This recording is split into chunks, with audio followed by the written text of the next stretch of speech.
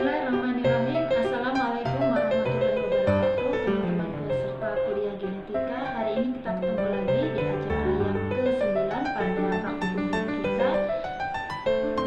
Judul dari kegiatan praktikum kita hari ini adalah pembuatan karyotik kromosom. Nah, tujuan dari kegiatan praktikum kita hari ini adalah membuat karyotik, kemudian mengenali jenis-jenis kromosom, mencari pasangan kromosom, dan menentukan tipe-tipe kromosom pada manusia.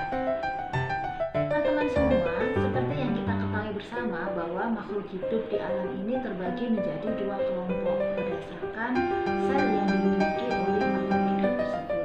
Yang pertama kita sebut sebagai makhluk hidup golongan prokariot, yaitu makhluk hidup golongan tingkat rendah. Contohnya adalah bakteri dan archaea.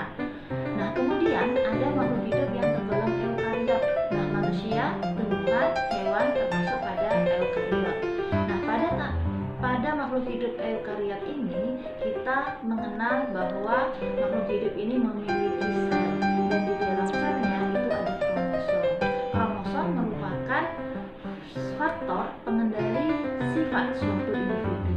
Nah, kromosom-kromosom pada makhluk hidup ini dibedakan berdasarkan tipe-tipe yang ada pada kromosomnya, baik dari panjang kromosom, kemudian dari bentuk kromosom, kemudian juga dari posisi sentromer yang ada pada kromosom tersebut.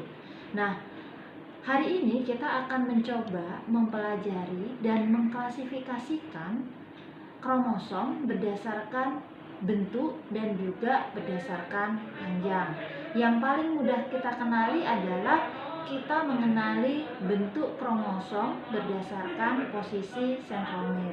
Nah, biasanya kita membagi menjadi 4, yaitu ada metasentrik, telosentrik, alosentrik, dan submetasentrik. Nah, metasentrik yang pertama itu adalah sebuah kromosom yang posisi sentromernya berada di tengah. Kemudian telosentrik itu adalah kromosom yang memiliki sentromer posisinya mendekati tepi atau mendekati ujung. Kemudian alosentrik itu adalah kromosom yang posisi sentromernya itu berada di ujung dari kromosom, yaitu berada di salah satu sisi ujung kromosom. Kemudian ada yang mengklasifikasikan lagi menjadi submetasentrik, di mana posisi sentromernya tidak tepat berada di tengah-tengah lengan kromosom. Teman-teman semua, ukuran kromosom juga bisa dibagi berdasarkan ukuran panjangnya. Kalau panjangnya lebih besar dari 10 mikrometer, maka digolongkan panjang. Kemudian kalau pendek itu lebih kecil dari 2 mikrometer. Sedangkan ukuran sedang itu adalah 4 sampai 10 mikrometer. Nah, teman-teman semua, kromosom suatu individu itu biasanya akan bisa kita kenali bentuk dan susunannya itu dengan menggunakan mikroskop elektron. Nah, kita juga sering membuat karyotip kromosom suatu individu dengan tujuan untuk melihat kelainan-kelainan yang muncul pada individu atau melihat jenis kelamin. Nah, di depan teman-teman ini kita contohkan adalah karyotip dari kromosom manusia. Manusia memiliki 23 pasang kromosom, dan setiap kromosom ini memiliki pasangan kromosom homolog. Nah, pasangan kromosom homolog ini memiliki ukuran dan bentuk yang sama. Kita perhatikan dua kromosom ini memiliki panjang lengan yang relatif sama, baik panjang lengan panjang maupun panjang lengan pendek. Kemudian posisi sentromernya juga kita lihat berada di posisi yang sama, berada di posisi tengah. Mungkin ini bisa kita kenali sebagai bentuk kromosom metasentrik. Nah, kemudian setiap kromosom ini diidentifikasi jika dia adalah pasangan kromosom homolog, maka bentuknya akan sama. atau akan mengalami kemiripan bentuk. Nah, di dalam kromosom manusia kita mengenal ada jenis kelamin laki-laki dan perempuan, dan ini disebut sebagai kromosom genosom atau yang mengendalikan jenis kelamin. Sedangkan yang tidak menunjukkan jenis kelamin itu kita sebut dengan autosom. Nah, teman-teman semua bisa diperhatikan ada 2 pasang kromosom di sini. Nah, yang pertama, ini kromosomnya memiliki bentuk yang berbeda. Kalau ini kita mungkin mengenali sebagai submetasentrik. Kenapa? Karena posisi sentralnya tidak betul-betul berada di tengah tapi sedikit menyamping. Nah, kemudian ini mungkin kita kenali sebagai kromosom bentuk alosentrik, di mana sentromernya berada di ujung. Kromosom 1 ini berbeda dengan kromosom pasangan homolognya. Sedangkan kalau kita perhatikan yang kedua di sini, kromosom ini memiliki bentuk dan ukuran yang hampir sama dengan kromosom pasangan homolognya. Maka boleh kita identifikasi ini adalah kromosom X, ini adalah kromosom X pengendali jenis kelamin perempuan. Kemudian ini adalah kromosom X, ini adalah kromosom Y. Pasangan kromosom homolog yang berbeda, ini X, ini Y, mengendalikan jenis kelamin laki-laki. Baik teman-teman, langkah yang pertama yang akan kita lakukan dalam praktikum hari ini, kita akan melakukan pengguntingan terhadap pasangan-pasangan kromosom homolog yang berada pada sebuah sel. Nah, kromosom-kromosom itu kita gunting seperti ini ya teman-teman ya semuanya. Nanti karena ini kromosom manusia, maka ini jumlahnya ada 23 pasang. Artinya ada 46 buah kromosom yang nantinya harus kita pasang-pasangkan. Nah, setelah kita melakukan pengguntingan pada tahap yang pertama pada kromosom-kromosom ini, maka setiap kromosom nanti kita beri nomor secara acak. Jadi kita beri nomor. Nah, nomornya ini terserah ya, sesuai dengan urutan kromosom yang nanti teman-teman dapatkan. Nanti dilakukan pengguntingan, kemudian dibuat penomoran secara acak, artinya nomornya adalah 1 sampai 46. Nah, selanjutnya langkah ketiga kita melakukan pengukuran kromosom berupa panjang dan juga panjang lengan dari kromosom yang terpanjang dengan kromosom yang pendek. Jadi di sini ada kromosom panjang, itu kita sebut dengan P1. Kemudian kromosom pendek ini kita sebut P2. Nah, di sini kita lakukan pengukuran dengan penggaris. Jadi di sini dimulai dari pusat sentromernya. Kita lakukan pengukuran dengan penggaris dimulai dari pusat sentromernya. Nah, kalau teman-teman kesulitan karena ada bentuk yang melengkung, maka boleh dibantu dengan benang. Nah, misalnya ini panjang dari panjang kromosom pada lengan yang pertama disebut P1. Nah, kemudian kita ambil panjang kromosom P2 yaitu pada lengan yang kedua, ini disebut dengan P2. Nah, dari nilai tersebut nanti akan kita cari total panjang lengan kromosom. Kita cari total panjang lengan kromosom dan juga rasio lengan kromosom. Jadi teman-teman, nanti data yang sudah kita dapatkan dengan pengukuran panjang lengan kromosom kita letakkan di tabel 3. Nah, di tabel 3 ini adalah rasio lengan kromosom. Nah, di sini ada nomor P1, P2, panjang total dan rasio P1 dibagi P2. Jadi nilai P1 dibagi P2 untuk menentukan rasio. Nah, jadi silakan teman-teman nanti dari pengukuran panjang kromosom untuk lengan kromosom yang panjang itu diletakkan di P1. Kemudian lengan kromosom yang lebih pendek diletakkan di P2. Nah, selanjutnya nilai kedua ini ditotalkan, diletakkan di sini menjadi panjang total. Kemudian silakan dicari rasionya dengan cara membagi P1 dibagi dengan P2. Baik teman-teman, selanjutnya dari kegiatan kita mengukur panjang dan rasio kromosom, yaitu kita tadi menghitung juga panjang total kromosom. Nah, selanjutnya kita akan membuat scatter plot atau diagram pencar.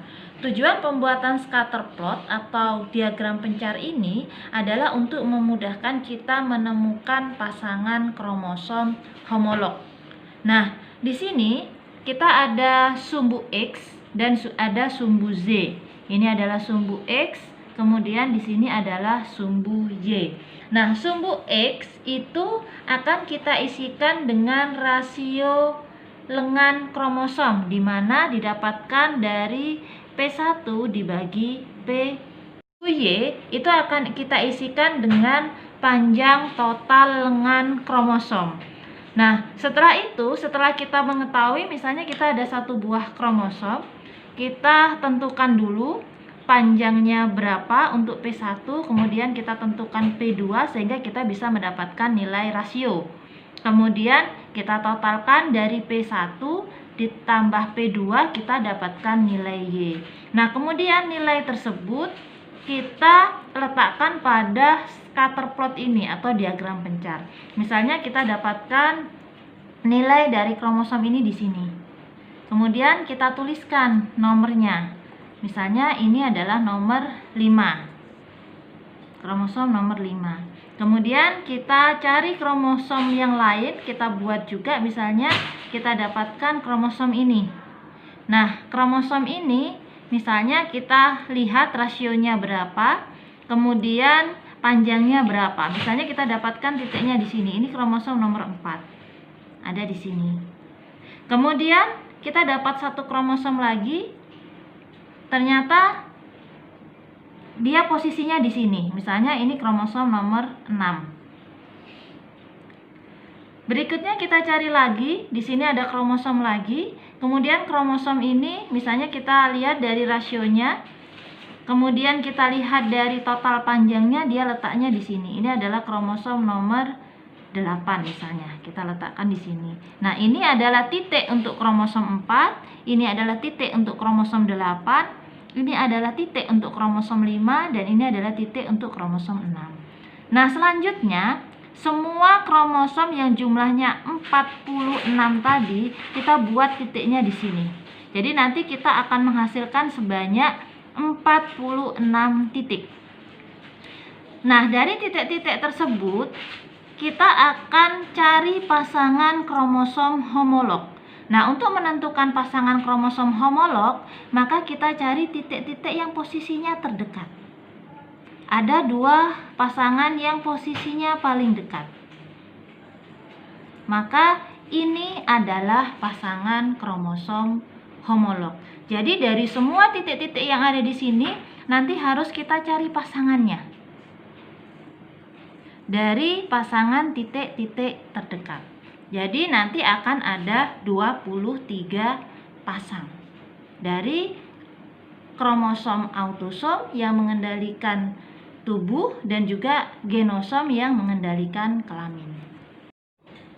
Selanjutnya, teman-teman, langkah yang kita lakukan, kita akan membuat kariogram pasangan kromosom yang kita dapatkan dari diagram scatter yang kita buat atau diagram pencar yang kita buat tadi. Nah, dari diagram yang kita buat tadi, dari pasangan-pasangan kromosom yang sudah kita dapatkan, nanti kromosomnya yang sudah kita beri nomor tadi kita letakkan di sini, kita tempelkan. Jadi sesuai dengan pasangan yang sudah kita dapatkan dari diagram pencar tadi. Nah, semua kromosom itu harus memiliki pasangan. Nah, ciri-ciri pasangan kromosom homolog itu memiliki panjang dan posisi sentromer yang sama. Nah, kalau misalnya nanti di ujung dari kegiatan ini Anda menemukan ternyata ada yang sangat tidak mirip atau tidak memiliki pasangan seperti yang saya tunjukkan ini, maka ini sudah bisa dipastikan bahwa jenis kelamin dari pemilik kromosom ini adalah laki-laki. Kenapa? Karena ada 2 kromosom yang sangat tidak mirip. Kemungkinan ini adalah kromosom X dan ini adalah kromosom Y atau sebaliknya. Nah, dari langkah membuat kariogram pasangan kromosom, kita bisa mengetahui pasangan-pasangan kromosom homolog. Kalau teman-teman perhatikan, maka ada kemiripan dari setiap kromosom homolog karena ini adalah duplikat kromosomnya.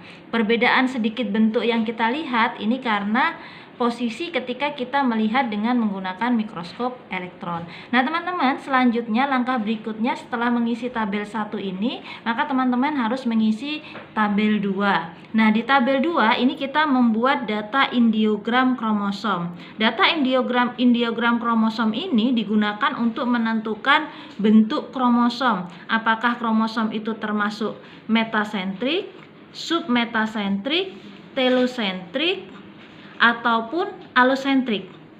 Nah, di sini kalau misalnya rasio lengan kromosomnya itu berkisar antara 1 sampai 1,7, maka ini termasuk metasentrik. Nah, kalau rasio kromosomnya itu 1,7 sampai 3, maka dia masuk submetasentrik. Kalau rasio lengan kromosomnya 3 sampai 7, maka termasuk dalam submetasentrik, dan lebih besar dari 7 untuk rasionya itu tergolong telosentrik. Tetapi kalau sentromernya berada di ujung, itu tergolong alosentrik. Nah, di mana kita dapatkan data rasio lengan kromosom ini? Data rasio lengan kromosom ini kita dapatkan dari tabel 3 yang sudah kita buat sebelumnya. Baiklah teman-teman semua, itu tadi langkah-langkah yang akan kita lakukan dan kegiatan